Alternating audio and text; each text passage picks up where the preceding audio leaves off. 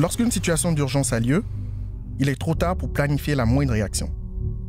Comment vous préparez-vous à l'inattendu? Les premières 48 heures sont cruciales.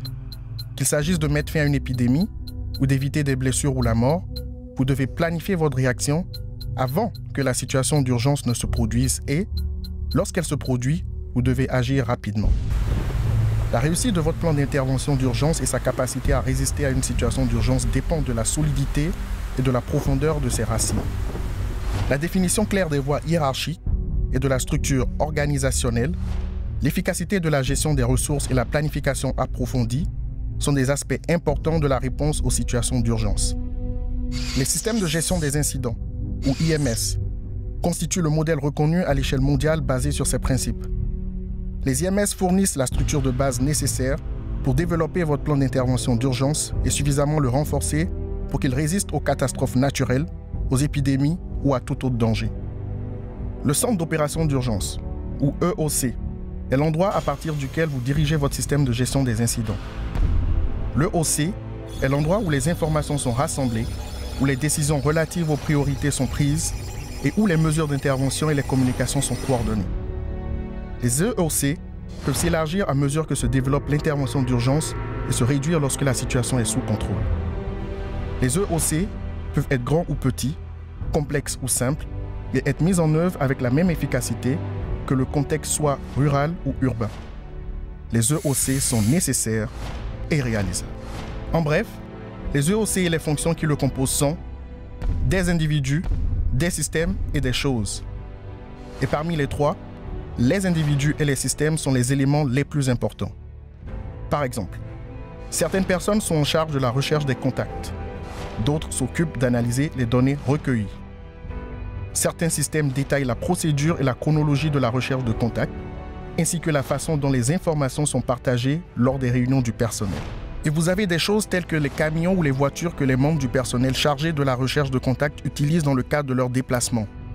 L'équipement de protection individuelle qu'ils sont susceptibles de porter lorsqu'ils discutent avec des personnes dans leur foyer. Et les imprimantes utilisées pour retransmettre les données à l'EOC. Les systèmes de gestion des incidents intégrés au centre d'opération d'urgence respectent une structure établie. En suivant cette structure, vous pouvez rapidement passer de la planification à l'utilisation de votre EOC qui déterminera l'efficacité de votre intervention. 5 étapes de base permettent de vous aider à mettre votre EOC en place et à le préparer à l'emploi. Avec ceci à l'esprit, assurez-vous premièrement de respecter les dispositions légales et de disposer de l'autorité pour entreprendre des activités d'intervention d'urgence en matière de santé publique.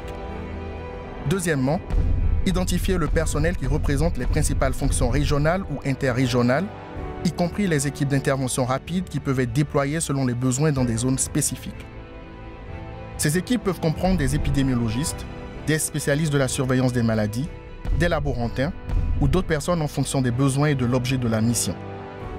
Troisièmement, déterminez un emplacement qui peut dépendre de l'envergure de vos capacités d'intervention ou de l'espace qui vous est accessible. Et développez, que ce soit à partir d'un entrepôt ou d'une simple armoire de stockage, les infrastructures nécessaires telles que les réseaux informatiques, les équipements de communication sécurisés ainsi que les moyens de transport. Quatrièmement, utilisez les ressources de formation existantes, telles que le document Cadre pour les centres d'opération d'urgence en matière de santé publique, de l'Organisation mondiale de la santé ou les formateurs des CDC, pour développer les procédures opérationnelles standards ou les systèmes de gestion de vos opérations. Ensuite, effectuez des formations régulières en proposant des exercices basés sur différents scénarios afin d'entretenir les compétences du personnel et sa familiarité avec les routines du système et de lui permettre de réagir rapidement en cas d'activation de l'EOC. Il convient d'exploiter les expériences et les leçons apprises pour rectifier et personnaliser les plans et les SOP tout en corrigeant les éventuelles lacunes. L'objectif des EOC est de veiller à ce que toutes les activités et tous les intervenants concernés par les épidémies et les situations d'urgence fonctionnent de façon synergique, en garantissant que toutes les informations et les données soient partagées rapidement et efficacement de façon coordonnée, afin de transmettre les informations cruciales aux partenaires et intervenants. Disposer d'une structure d'EOC dans le cadre d'un système national de gestion des incidents offre un précieux avantage en cas de catastrophe sanitaire.